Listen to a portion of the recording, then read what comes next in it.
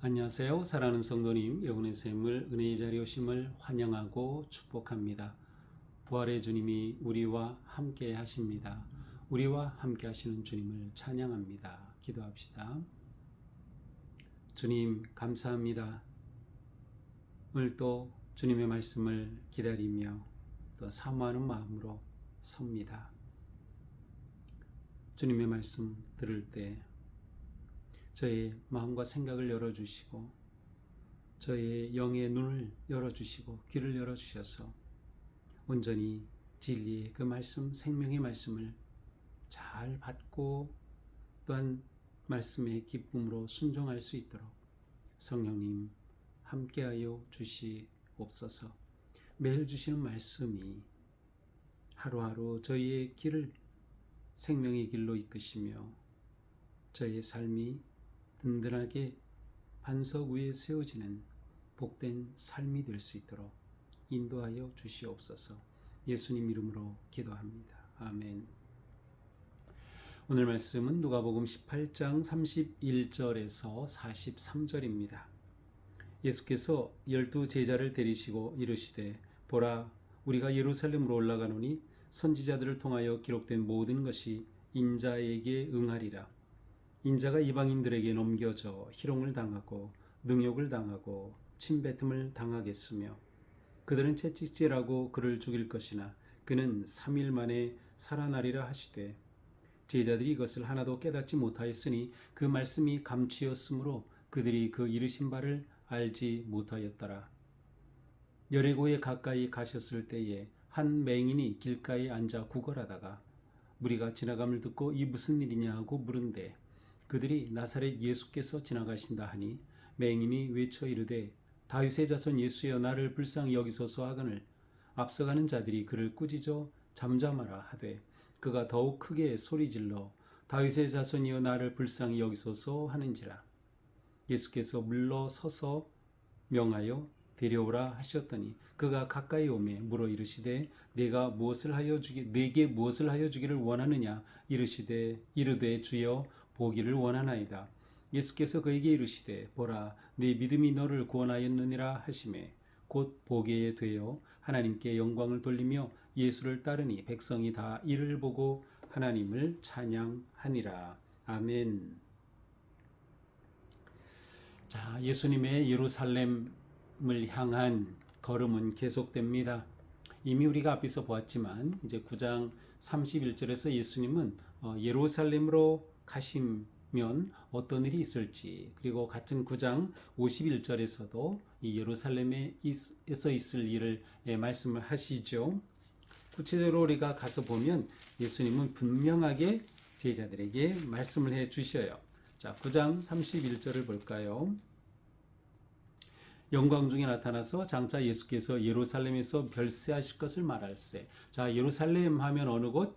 예수님이 고난당하시고 죽임을 당하실 곳, 그리고 부활하실 곳, 바로 예루살렘은 그런 굉장히 상징적인 의미가 있어요. 자, 예수님이 이렇게 별세하실 것을 드디어 말씀하셨어요. 그리고 9장 51절에 가서 보니까 승천하실 기약이 참해. 자, 이미 여기선 승천에 관한 말씀이 나오죠. 그러면서 예루살렘을 향하여 가기로 굳게 결심하고 예수님께서 무엇을 결심하신 거죠? 십자가를 지실 것을 결심한 거예요. 예루살렘으로 가시는 겁니다. 자, 오늘 본문은 실제로 이제 예수님께서 예루살렘을 향하여 올라가시는 모습을 보여줍니다. 우리가 예루살렘으로 올라가노니 제자들을 통하여 기록된 모든 것이 인자에게 응하리라. 자, 선지자들을 통하여 기록된 모든 것이 인자에게 응하리라. 선지자들을 통하여 기록된 무엇이죠? 구약의 예언의 말씀. 구약에 예언된 메시아 그리스도에 관한 모든 말씀이 예수님께서 예루살렘으로 올라가시고 고난당하시고 부활하심으로 그대로 이루어질 것임을 분명히 말씀하시는 겁니다. 인자가 이방인들에게 넘겨져 희롱당하고 능욕받고 침뱉음을 당하겠으며 그들은 채찍질하고 죽일 것이나 그는 3일 만에 살아나리라. 자, 예언의 구체적 성취 내용이죠. 예수님께서 무슨 일을 당하실지, 그리고 이렇게 죽임을 당한 후에 제3일에 살아나실 것까지도 예수님 말씀하신 이 모든 것은 다 바로 선지자들에게 구약에서 예언된 그 모든 내용이고, 그것이 어떻게 성취될 것인가를 분명히 말씀을 하시는 겁니다. 자, 이렇게 예수님은 바로 십자가 그리고 진정한 그 부활의 생명을 향해서 지금 예루살렘으로 가고 계셔요. 그런데 문제는 뭡니까? 34절, 제자들이 깨닫지 못해요. 제자들이 깨닫지 못해요. 구약에 예언된 말씀의 초점이 무엇인지, 그리고 그것이 예수 그리스도 안에서 성취될 것, 그리고 예수 그리스도께서는 예언된 대로 순환을 당하시고 부활하실 것이라고 하는 이 놀라운 것을 제자들이 아직 깨닫지를 못하고 있는 겁니다. 그러니 제자들은 예루살렘으로 가면서 엉뚱한 생각을 하는 거죠. 실제로 누가복음에서 아니면 누가의 기록에서 예수님의 이 모든 것을 깨닫게 되는 것은 그들이 예수님이 죽임을 당하고 부활하신 후에야 예수님이 이걸 말씀하셨구나, 그때야 깨닫게 되는 것이죠.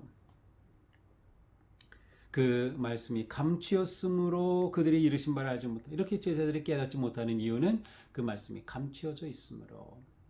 그러니까 모든 말씀은 성령의 조명하심을 통해서 깨닫게 되는 것, 이것이 매우 중요합니다. 모든 성경은 하나님의 영감으로 기록되었어요. 따라서 성령님께서 밝혀주심이 우리에게 깨달음을 주시는 겁니다. 그러므로 우리가 말씀을 읽을 때, 또 묵상할 때, 말씀을 암송할 때, 이 말씀을 대할 때마다 우리는 어떻게 해야 돼요? 성령님, 저에게 말씀을 깨닫게 하여 주옵소서. 성령님 밝혀 주옵소서. 이러한 기도와 간절한 마음으로 말씀을 대하는 것이 너무나도 중요한 것입니다.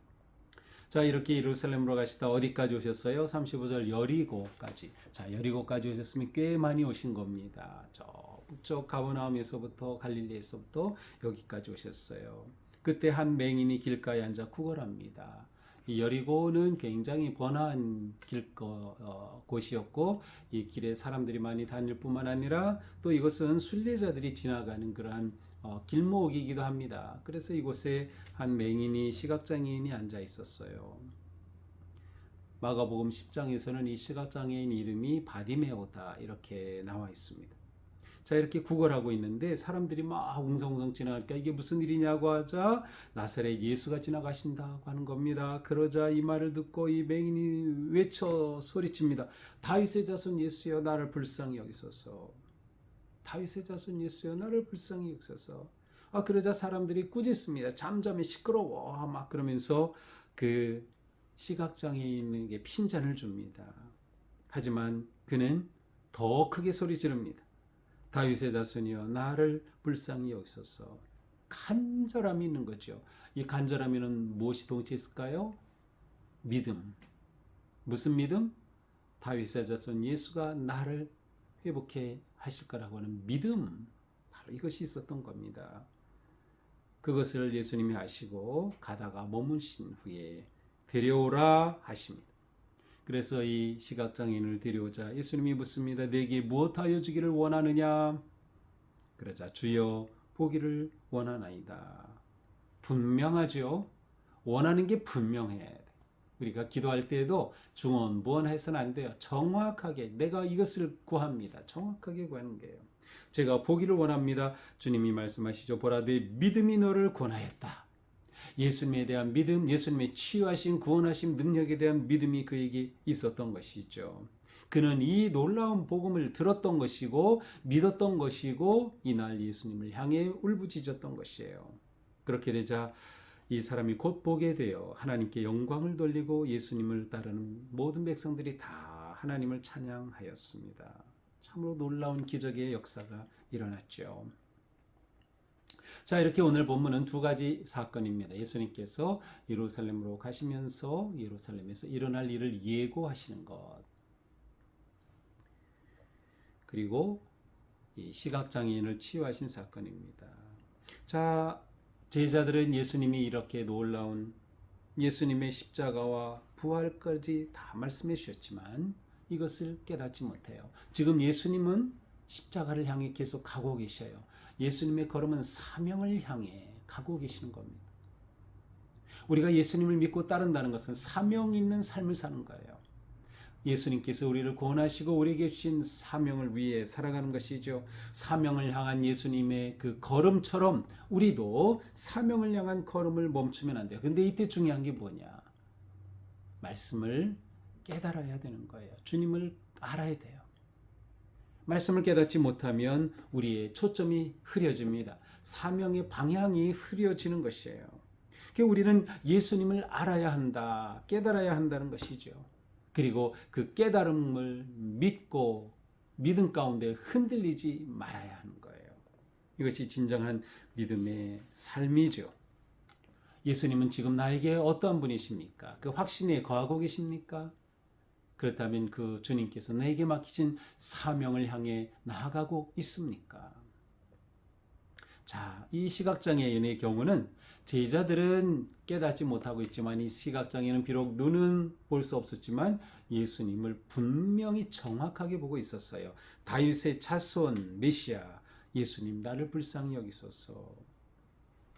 예수님을 향한 그의 마음은 무엇으로도 막을 수 없었습니다. 우리의 마음이 이러할 때 우리는 주님을 만나는 거예요. 주님을 만나면 그곳에 해결이 있고 길이 있고 생명이 있음을 우리는 분명히 믿을 때 우리는 주님께로 나아가는 것이죠. 우리는 주님 앞에 나올 때, 주님 앞에 기도할 때 무엇을 원하고 있습니까? 그것은 정말 간절한 것입니까?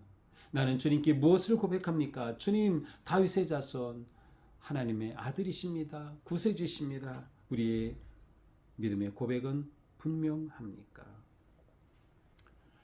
예수님이 내 인생의 진정한 답이 되신다라고 하는 믿음으로 오늘 하루도 살아갈 때 구원의 주, 생명의 주, 부활의 주님께서 우리와 함께 하시며 우리의 삶이 그 은혜에 감사하고 기쁨 가득한 그리고 주님 앞에 우리의 믿음을 고백하며 주님께서 우리의 삶 가운데 역사하시고 놀라운 구원의 은혜를 베풀어 주시는 복된 우리의 삶 되기를 축복합니다. 기도합시다.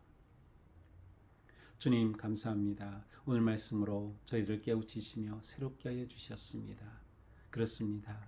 저희가 예수님 알기를 원합니다. 예수님을 더 깊이 알기를 원합니다.